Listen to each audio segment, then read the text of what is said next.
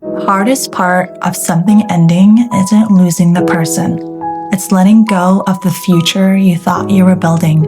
Not the relationship exactly, but the version of life you imagined was coming next. The conversations you never quite got to have, the trips you talked about but never actually took, the version of you that only existed because you believed this was going somewhere. That's the part that lingers, because it's strange to feel the weight of something that never fully happened.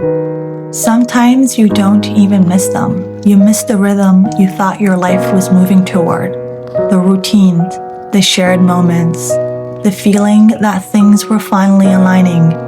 And that's why it stays with you, because there's no clear ending, no single memory to point to, just a quiet sense of this was almost something.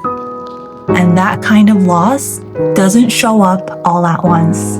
It shows up randomly when you see something and your instinct is to share it. You imagine how different things might feel if it had worked out. That's a space people don't talk about, because potential is easy to hold on to. Potential lets us fill in the gaps with hope. It lets us believe that if timing had been different, or if things had unfolded another way, it might have turned into what we imagined. But when I started noticing was this: potential can keep us attached longer than reality ever did.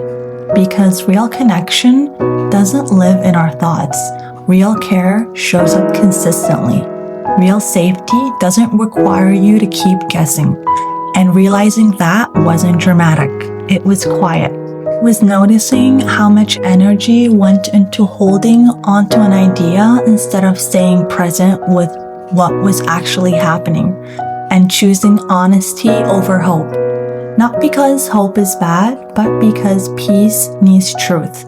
Letting go wasn't about giving up on a connection or love. It was about making space for something that could actually grow. Something that didn't rely on imagination alone. If you're sitting with this feeling right now, you're not behind, you're not broken, you're just learning how to release what never fully arrived, and choosing what's real even when it feels unfamiliar. Because what's real has room to meet you and stay.